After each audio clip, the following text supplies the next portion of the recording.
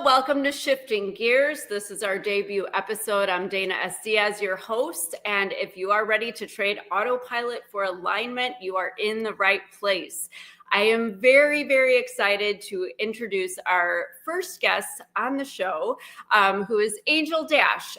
She is a trauma-informed brand strategist, designer, and flamekeeper for soul-led entrepreneurs ready to be fully seen.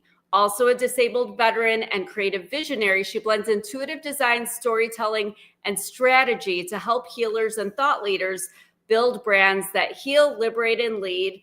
And that's all fancy talk for she's a bold badass, and I love her. So please welcome Angel Dash to the show. Hi, Dana. Thank you so much for having me. I'm excited to be here. Oh, it is my pleasure. And thank you for doing this with me. There were a few hiccups getting going, but here we are. But the whole premise of this show is changing our minds to change our life. And you have been through it, to say the least. And I will let you share whatever aspects of that you are comfortable with. But just go ahead and start us off with that breakdown moment, that moment in life when you just had to slam on the brakes and say, what is going on? This doesn't feel right. I definitely feel like I need to change direction. Well, that's a good question and a good starting point for sure. I've had a lot of pressing on the brakes throughout my life, but I would have to say that the ultimate slamming on the brakes, realizing that I need to pivot and turn around, make that U-turn and go with the flow, right?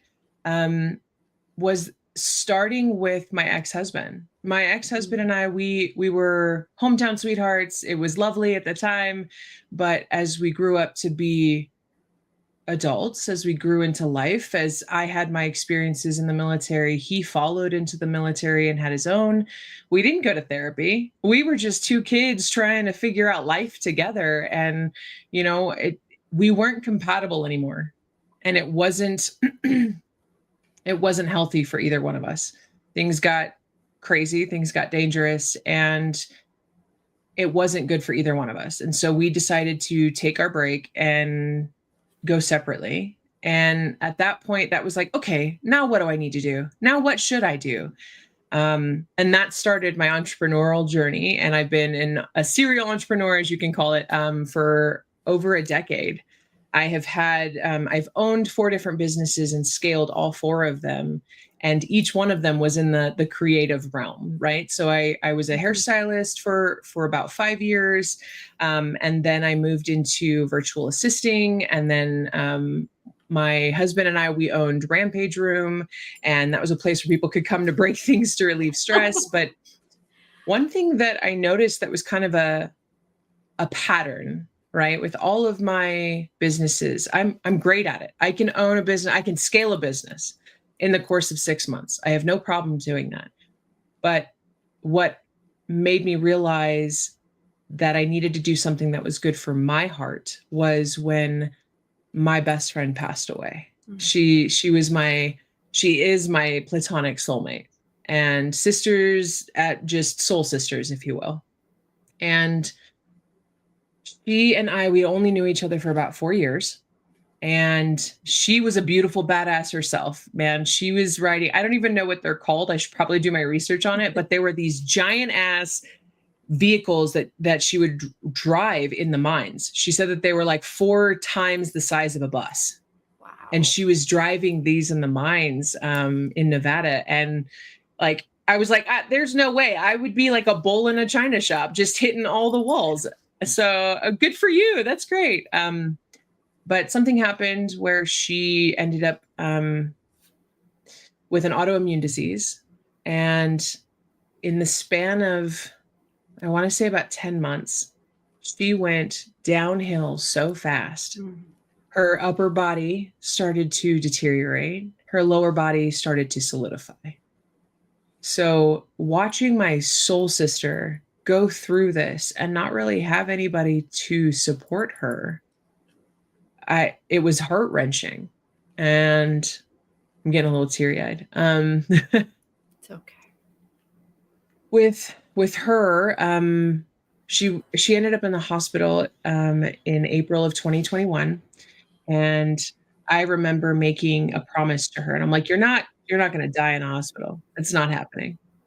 And then my husband and I, we bought our current house, and then we contracted COVID, so we couldn't move her in right away. Gosh. So we were like, okay, this is what the heck is this? But then at that point, because of her in the hospital, I talked to the doctors. The doctors ended up saying that it doesn't matter that we had COVID. She was on her way out. And so at that point, we brought her home, and within 24 hours of coming into our house, she had passed. So that was heart-wrenching for me, but I don't think I processed it fully until now, 4 years later from that.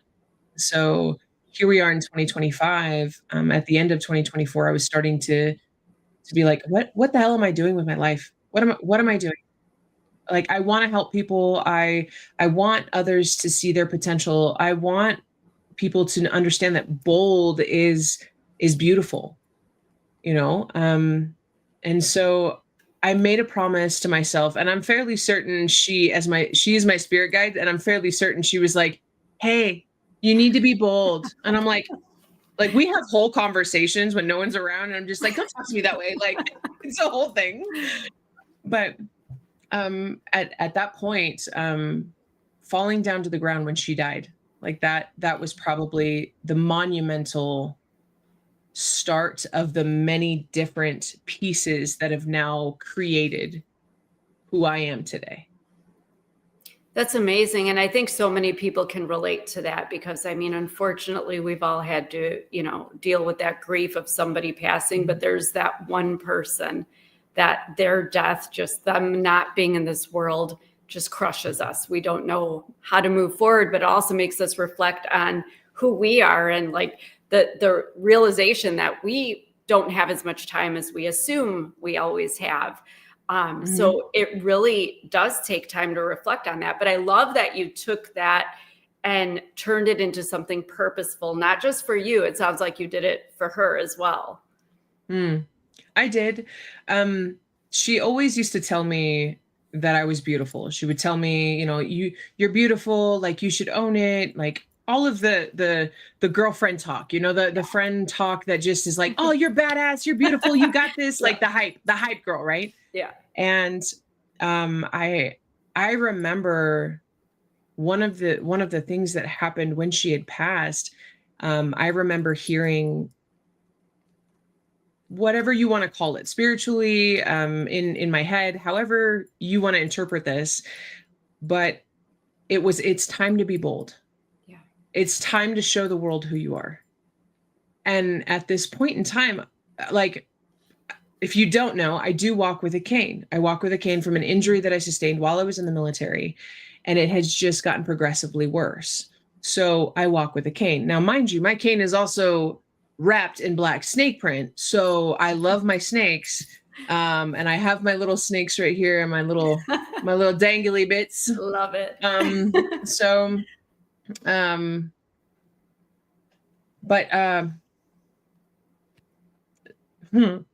Sorry, I had a friend of mine tell me yesterday that when somebody calls on you, right? I'm not stupid. I'm just panicking. That's what's happening right now. Trying to no panic. Work through all the thoughts that are in my head. But she was telling me that I needed to be bold. I kept hearing, you need to be bold. It's time to be you. It's time to step out into the light. It's time to show the world who you are. It's time to guide others. Hence why Flamekeeper came about. It was a vision that I had, and it was about, I was walking down a hallway. It was a very, very dark hallway. And at the end of this hallway, there was a woman's silhouette and a glow that was like around her chest. And I was like, what is that? So I walked towards the silhouette. And as I'm walking towards her, the glow is getting brighter. She is becoming more like, it's almost like she's standing up straighter as I'm walking towards her. And when I get to her, I see that she's holding a torch in her hand.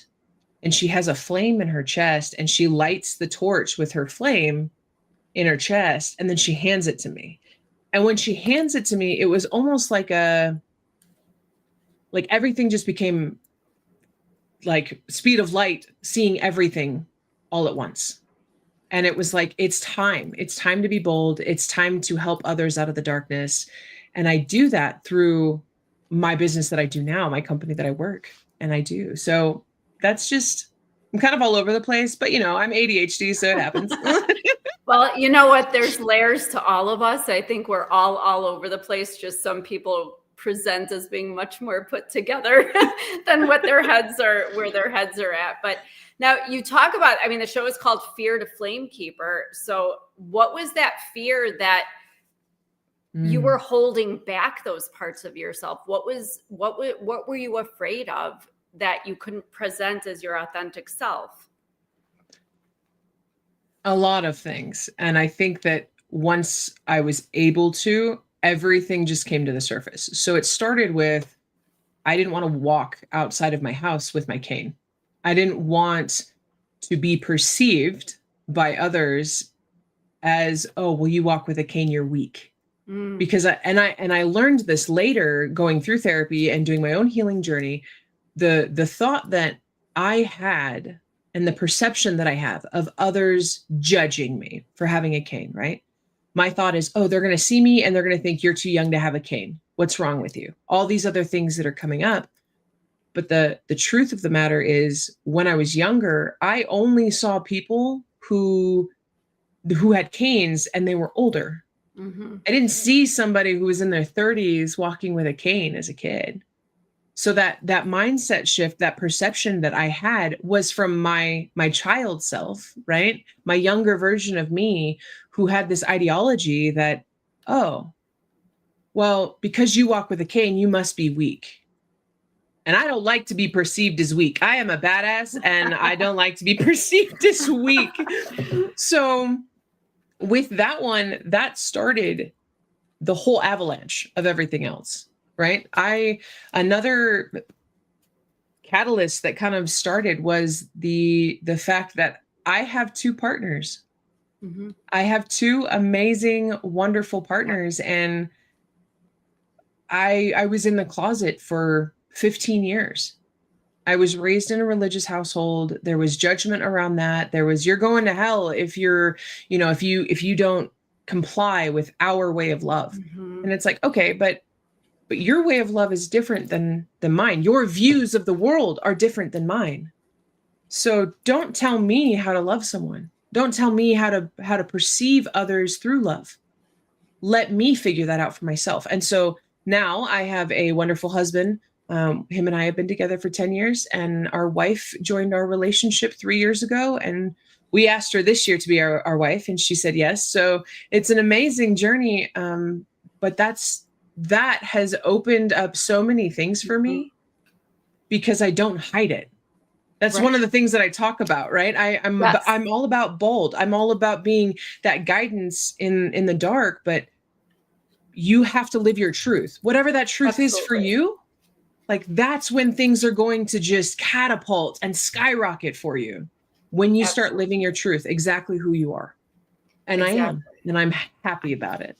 I know. And that's actually what I love so much about you. I mean, we were communicating on social media before we actually had a conversation, but that was one of the things when I saw that you and your husband had proposed to the girlfriend.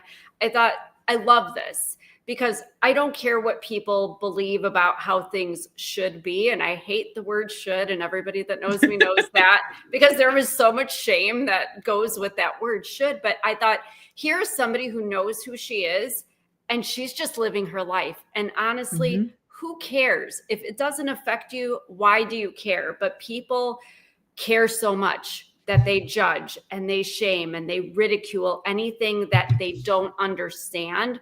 But I think what's beautiful is that you understand what love means to you, and you're living that. You are literally demonstrating that every day by being you. And what a beautiful thing. And I wish more people could come to accept who they are outside of the cultural norms and the societal expectations and the gender, requirements, so to speak, and you do that. So what would you say to somebody who is afraid to be their true authentic self and live their life as they would want to? That's a good question.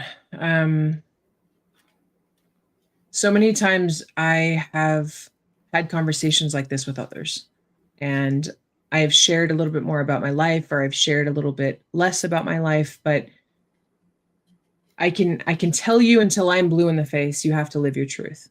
I can tell you till I'm, crumpled up on the floor, like you have to be authentic. Authenticity, a lot of people are talking about in the world, right? Yes. You have to be authentic. You have to be authentic. You have to be authentic. And it is oversaturated, but the root of the meaning, it still holds true.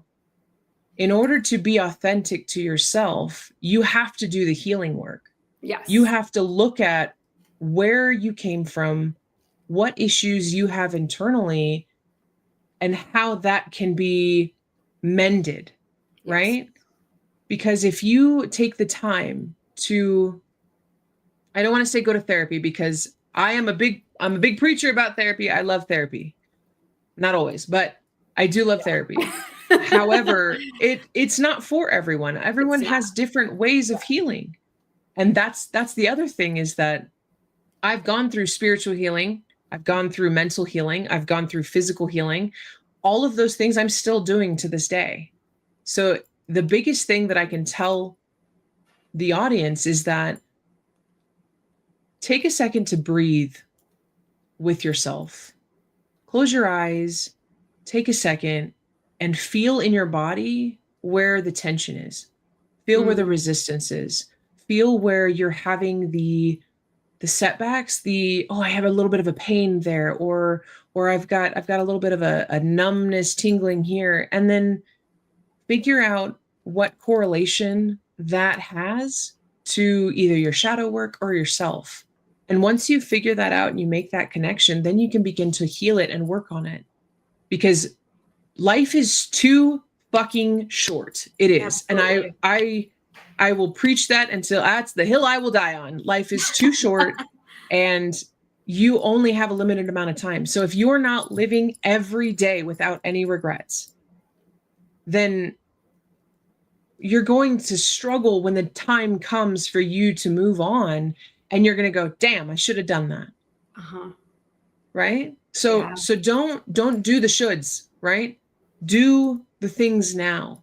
Take time and listen to your body. That's one of the things that I talked with my clients about when we're working through for their voice and their brands and visuals. That's what I do for my clients.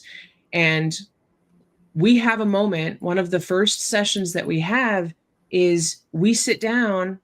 Typically, it's obviously through virtual most of the time, but we sit down and we meditate together, right? I guide them through and I ask them, okay, what's coming up for you in your body? Where in your body is there a resistance? Is there tension? And I get a lot of the time it's either shoulders or heart. And that tells me if it's your shoulders, that means that you feel like you have too much responsibility on your shoulders and you feel like you're doing it alone. You feel like you don't have anybody in your corner and you can't do this anymore.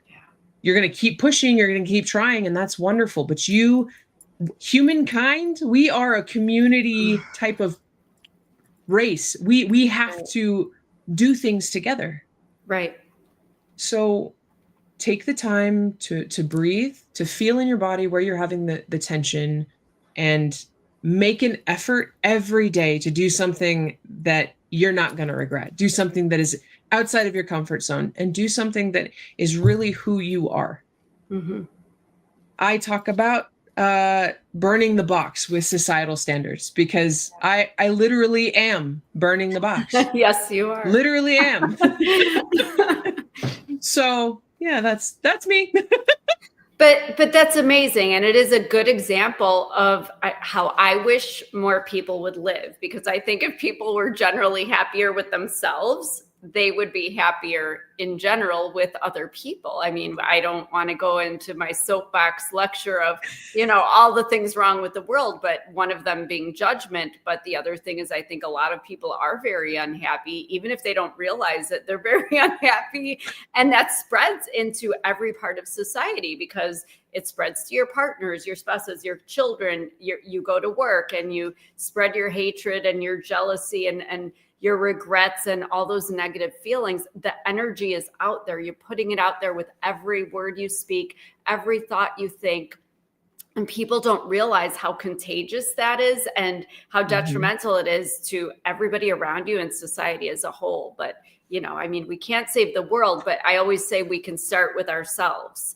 And, that's kind of the premise of this show, shifting gears. We have to shift some things in our minds to, kind of figure out what we want so that we can be better. So then the people around us can be better. And I don't know, maybe one day the domino effect will all be sitting in a circle singing Kumbaya and accepting each other. But until then, I think it's amazing that you can be that example. And again, that's the thing I love most about you, because you have no qualms. You don't care what people think. You're not concerned. And I actually saw an interview yesterday. Somebody was actually talking about Steve Jobs, and saying that the thing about Steve Jobs was he was a dick. He was an absolute dick. Yep. But what made him so successful was that he didn't even make space in his brain. He did not give energy to what people thought. He had a laser sharp focus on what needed to be done, what needed to be resolved, and he did it without all that external noise of people giving him opinions or telling him what he should or shouldn't do or what was expected. And all of those things create noise in our minds every day. But the ability to tune it out, and that's why sometimes people that are very successful do come off as cold or distant or unemotional. And, we are all very different, but I don't think that makes us bad. It's just that we operate on different levels. But thank you for sharing all of that, though. But I think it's so important for people to stop worrying about what people think, because I do think, I don't know if you agree, that's the source of fear, I think, is what will people think? I had this perception of people judging me with my cane for the longest time. I talked a little bit about that earlier. But the perception that I had is when I walked out the door, I was in my early 30s. I just turned 35 years young. But when I walked out the door, I had this immediate thought, literally, nobody's walking on the street as I walk out my door. But as soon as I walk out my door, I'm having this thought of, oh my gosh, somebody's going to think that, I'm weak because I have a cane, or that I shouldn't have a cane because I'm young. But I want to bring attention to the fact that that's my perception of what others are thinking of me. Right. And that's the important bit that I want the audience to be able to understand, is that the perception or that thing that's happening in your mind as you're talking, as you're going to the grocery store, you run across somebody, you see somebody makes eye contact with you, and you immediately think, oh, they're judging me. You don't know what they're thinking. You don't know. Maybe they're turning around and going, oh my gosh, I love her pants, or ooh, I love her shirt, or man, look at how she walks with confidence with that cane. I don't know what they're thinking. So that thought that pops into my head, that's my perception of what they are experiencing in their own realm. Right. This is my bubble. I don't have any control over anybody else's bubble. This is my bubble. And this is what I try to focus on. And while I'm in this bubble, I try to make it as bright as possible, because I don't ever want anybody to experience walking in the dark by themselves. I've done that so many times by myself. It's not fun. And I don't want anybody who is ever in my circle, if anybody comes into my circle, I never want them to feel like, oh, well, I reached out to Angel, but she didn't get me back. I'm going to get to you. Just, I also mentally respond because I'm ADHD. Right. But I'm going to come back to you, and I'm going to say, hey, you know what? Let's do lunch. Let's do coffee. Let's talk. Let's connect. because I never want anybody who is in my circle to feel alone ever again. Right.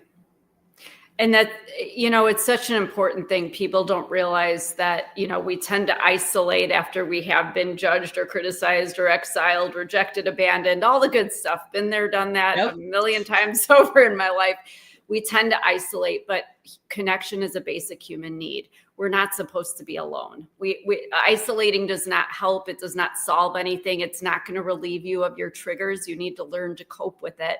And I think the beautiful thing about being authentic, as much as loosely as we use the word, being authentic, just being you and not worrying about what everybody else thinks, frees you from, again, that fear and that need to isolate, because you're just like, this is me. And I take it or leave it. Not everybody's going to be your person. Not everybody's going to understand you, agree with you, whatever. But why do we have to understand each other? I mean, it's nice when we can, but I think we tend towards like-minded people. And I think it's amazing. Like, I have a friend, and what I love about her, she's so open and interested in trying to figure out why. Well, she wants to know why some people think differently than her, learn about their religions or politics or whatever it is, even though it's not her stance. And why not? Because if we can at least respect that other people have that right and respect their opinions and maybe the way their perspectives flow in their mind, I don't know, then maybe we can start respecting each other, agree to disagree, so to speak. Because I think that's the issue that we come to, is that everybody thinks that everybody should think how they think. Everybody should do what they do. But where does that all come from? That all comes from, it could be cultural, it could be societal. Again, we don't know. In different parts of the world, there's different expectations. So that comes from your history, your perspective, but it may not be somebody else's. And when we can let go of that and just open our hearts to whoever somebody is, why not? Wouldn't it be happier? Absolutely. And it would take, look at the incidence of anxiety and depression in this world. And I always say that alone is proof of how terrible people can be to each other. And I don't think that everybody intends to be judgmental and critical, but it comes off that way a lot.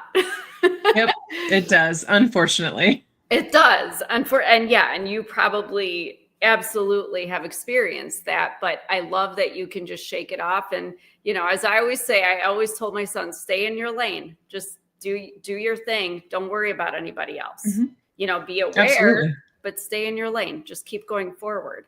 So back to your story, what is the specific shift that you had to make in your mind to move forward and be the Flamekeeper and be an entrepreneur and help others to kind of shift their mindsets to where they were feeling like, okay, if she can do this, I can do this too?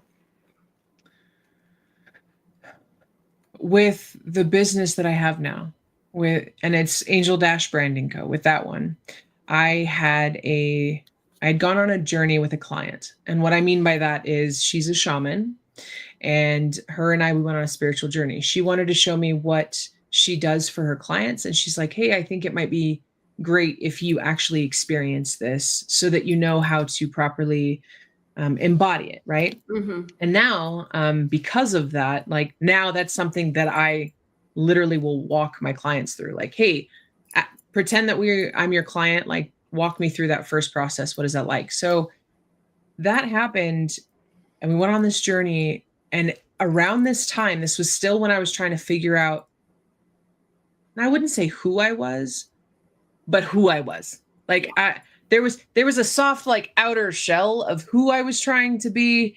And then there's this version of, I don't care. I'm going to do what I need to do. And I'm going to protect those I love. And I'm going to make sure that everyone around me knows I'm going to protect you. I'm here for you. I'm holding your voice in your fire. I got you. Right? Well, on this journey, it was eye-opening and groundbreaking for me, because I was struggling with creativity around this time. I was having a lot of issues with my past, with healing my wounds from my childhood, and working through all this stuff. And she ends up telling me like, "Oh, you're having some issues with like creativity, like there's a blockage in your stomach." And I was like, "Yeah, you're right. Yeah, that sounds right." So after the journey that we went through, I decided to do I guess it's called, I don't want to call it a download, but just kind of like writing everything out that happened, right? So I took the time to journal everything. I started drawing, I started writing, I was talking about everything that was coming up in my mind.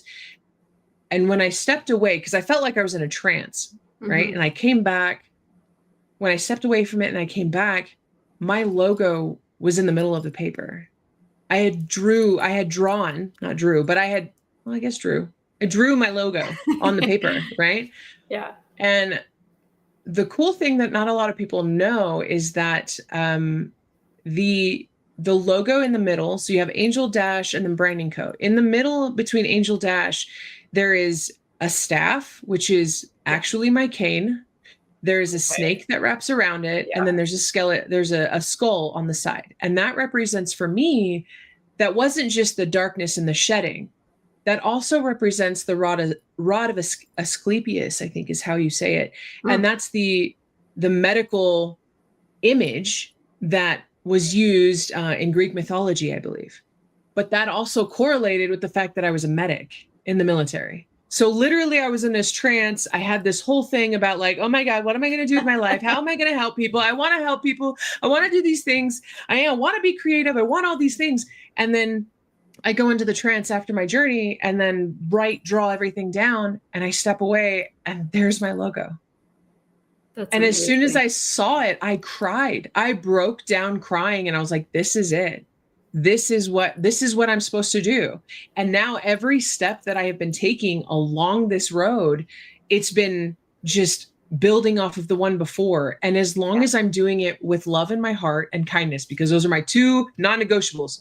Yeah. If you don't share kindness, if you don't share love, if you are not either of those, I will not touch you. I will not mess with you. I don't do that. I'm all about love and kindness. I'm all about giving to the next person.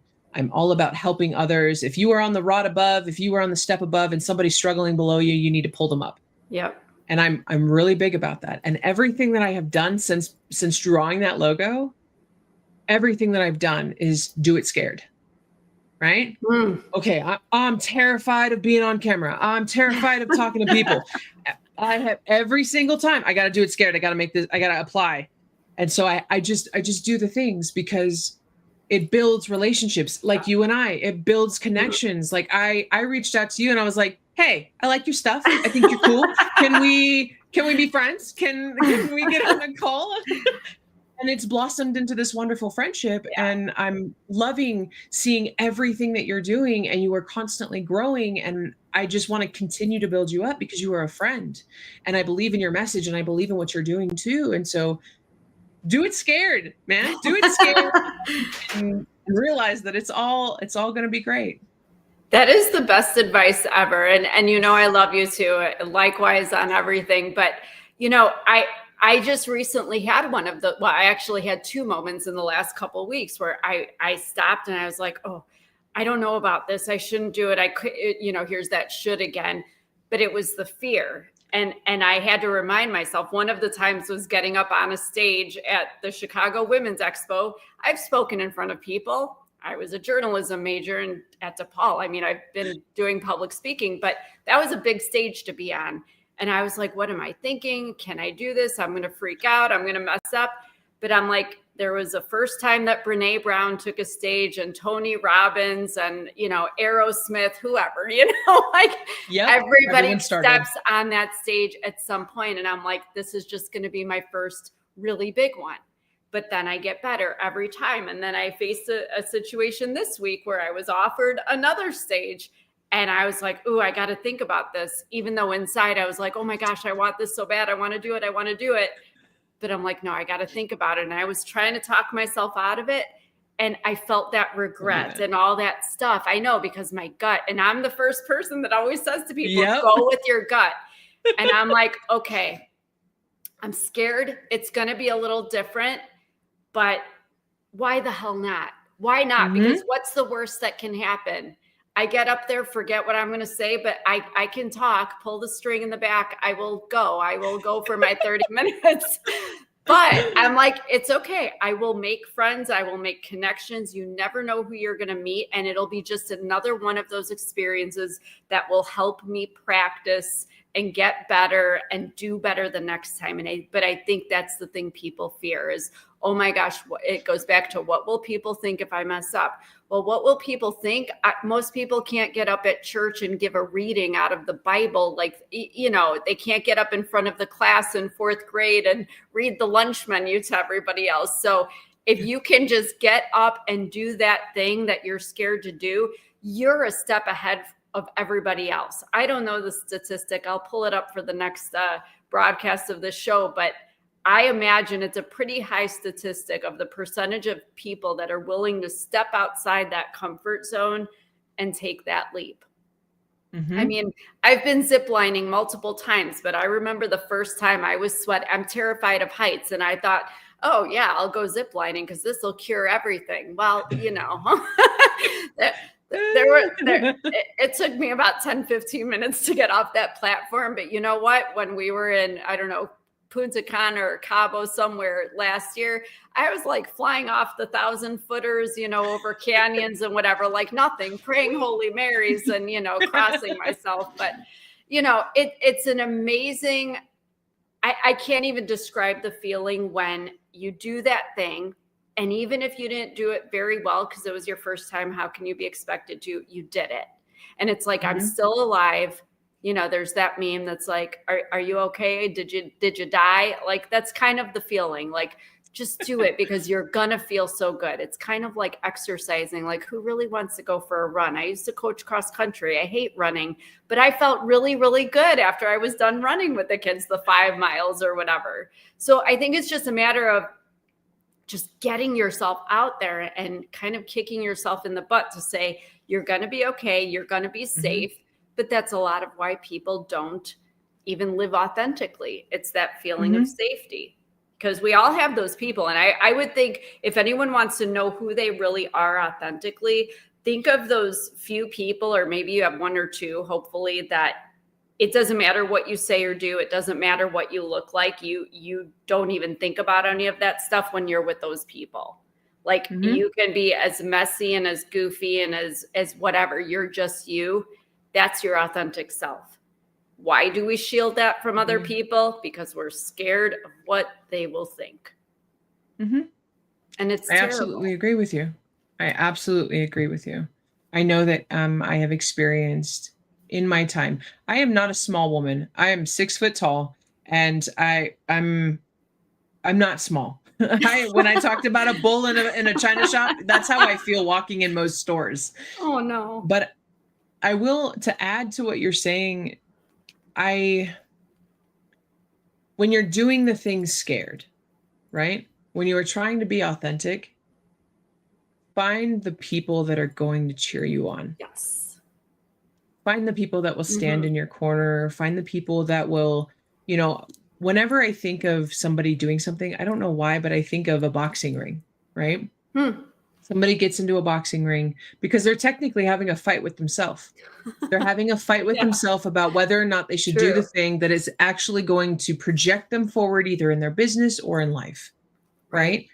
And so you need to find people that are going to be right outside that ring, cheering you on, telling you, keep moving forward. You've got this. Okay, you had a little bump. Guess what? We're gonna correct and we're gonna keep moving, right?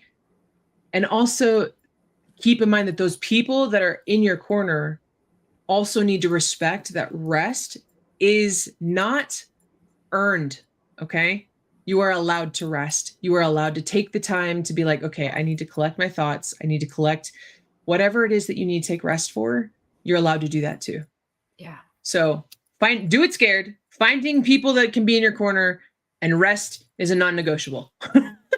I agree with you 100%. And honestly, I actually was telling somebody the other day about that talk at the Women's Expo that I said, I was telling my husband, he was there in the front row. My best friend was in the front row, my dad, my brother. So it was like, I couldn't see beyond that, because when the lights are in your face and it's dark in there, you really can't see beyond the front row. But it made me feel so safe. And so like, I was like, it doesn't matter, because they're there and I'm good. Like, I'm good. It doesn't matter what happens up there. And so I agree with that. That like totally resonated with me. But I absolutely love these takeaways that you're offering people, because that's probably the biggest thing, is just the fear of doing anything. But I think if you can find your people, and everybody, even people that say I'm alone, you're not really alone. You're just thinking you're alone because the people you want your attention from, they're not, bothering with you. But focus on the people that are there, because there are people in your corner. And again, one of the wonderful things I love about you, because we are girls, you and I, and we will pump each other up and pump other people up. And I hope that just in general, anybody that's listening, it's not worth the effort to bring people down. I know I've been dealing with that this week. There are just people that want to tear you down and want to judge you and find fault with every single thing you do. But, one of the things for me that takes fear away is remembering that I'm not supposed to be perfect. If there is somebody on this earth that's perfect, God love them, but it's not me, and it's nobody that I know. We all come with our flaws. We all come with our history of mistakes and regrets and all this stuff.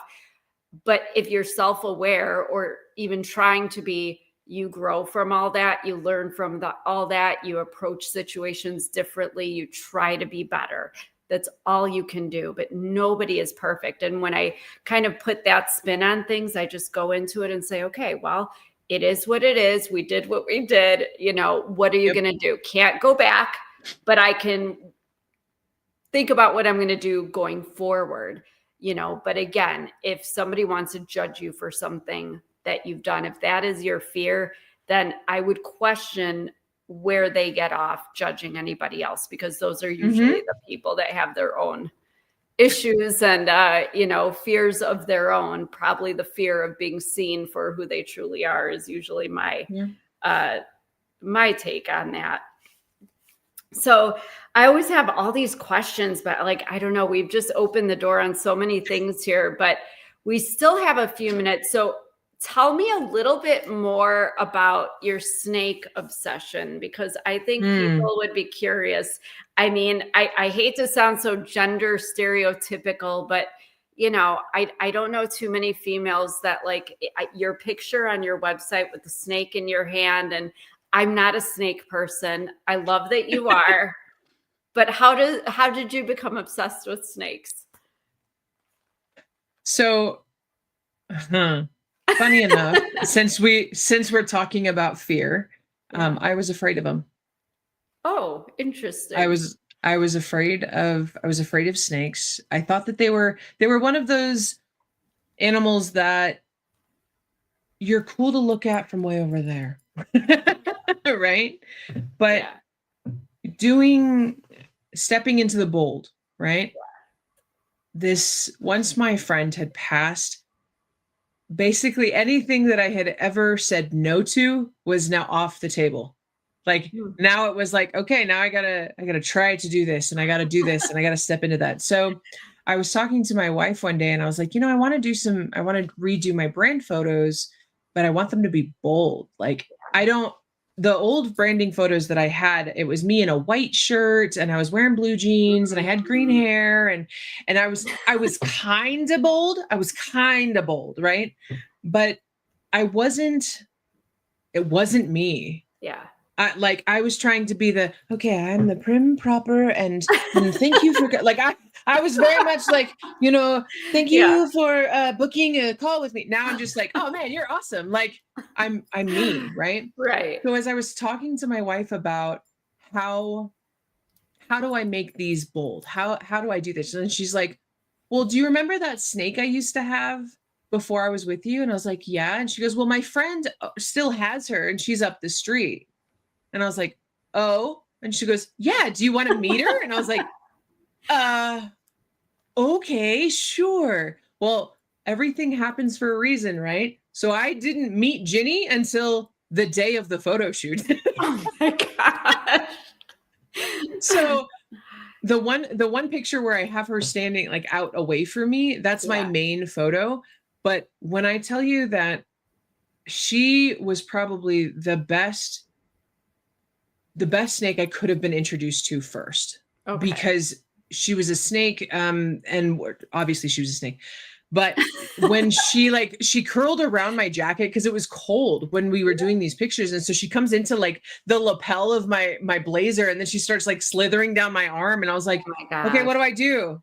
And my wife's like, it's cool. Just move like you normally do. It's fine. And I was like, she's not going to bite me, is she? No, she's not going to bite you. It's fine. I think she's a corn snake. I think. Okay. I think, which apparently don't bite, and they're pretty normal for others to have, right? So I don't know a lot about snakes, but when I held Ginny is the snake, if I didn't say that before. When I was holding Ginny, it was like a spiritual awakening for me. Yeah. It was the matter of in this one spot, in this one fragment of time, I was being held and hugged by the universe. Like she curled around me, and it wasn't like tight. She wrapped around my neck, but it was loose enough that I was like, okay, she's not going to choke me. That's great. Right. But it felt like a hug. And then I started doing more research on it, and I realized that snakes have always been around me my entire life. I was born in Arizona, born and raised in Arizona. Mm-hmm. Rattlesnakes everywhere, everywhere.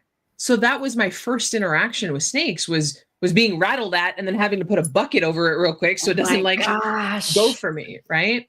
Ugh. But having that spiritual awakening with Ginny in the moment was something that made me open. It was like it cracked open for me. It was like, okay, you did the thing that was scary for you, and look, it wasn't that bad. Look, you had some moments of clarity. Mm-hmm. And now, as I did more research on it spiritually, because I'm a very spiritual person, I did more research on it, and I realized, oh shit, my spirit guides have been telling me to shed some shit for a long time. Hence why the snakes. So then I started doing more research, and then it came to the realization of like, I truly embody the animal, the snake, because of the shedding that I have been doing over the course of time. Because when I hug someone, or when somebody looks at me, they're like, I don't know if I want to pick a fight with you. But then when they get a hug from me, they're like, oh my gosh, you give the best hugs. And I'm like, I know I do. Like, I love giving hugs. But I am a very scary person out in the wild because I'm 6 foot tall. Like, it just happens that way. Oh my gosh. That's amazing. And you know what? I love that you're a good hugger, because I love my sister, but I always bust her balls about she gives one of those superficial little, and I'm like, no, I like a really good hug, and I am very small. So it's very easy to give me a good hug. Some people suffocate me when they do, but it's a loving thing to give somebody a good hug. But I love this story, but now I have to ask, where did the snake skin come that's on your cane? Where did that snake come from? So it's not actual snakeskin. I do not use actual. Okay. No. I apologize. No, it's okay. It's cool. I don't know if you can see it, but it's kind of like it's contact paper.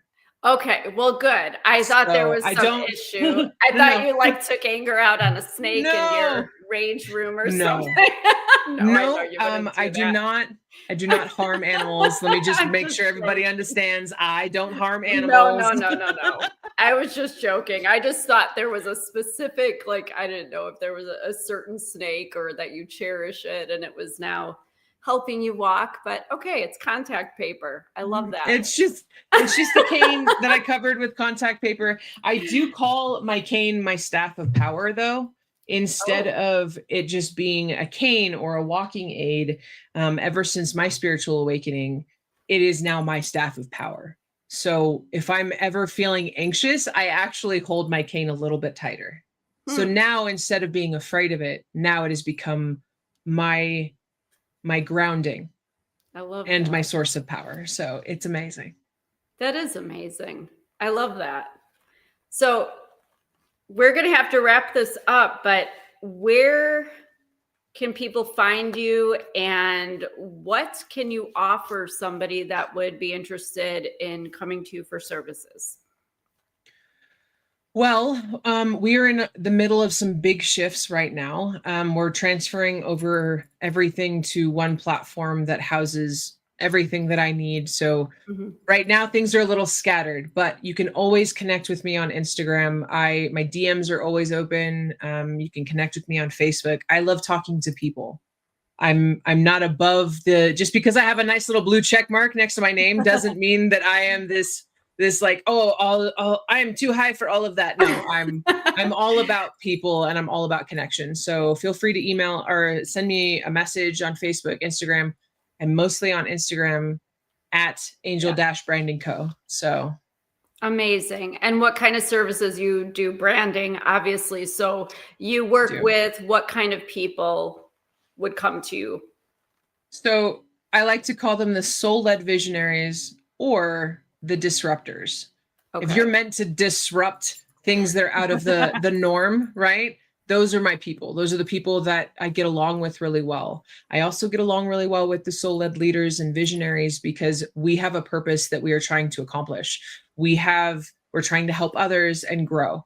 What I do is a little bit different than just sitting in front of you and doing your logo and your colors and your typography.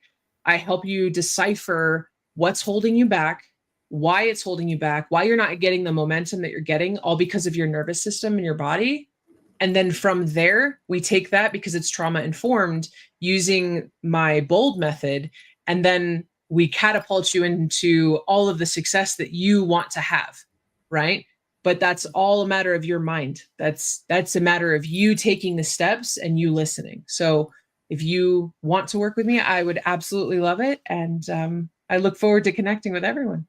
Yes. And I hope that they connect with you, because I think that's an important thing, is to pin down your brand, but really look at yourself, because I am a firm believer that you can have whatever you want in life, whatever you want in your professional and personal life. I should be specific about that.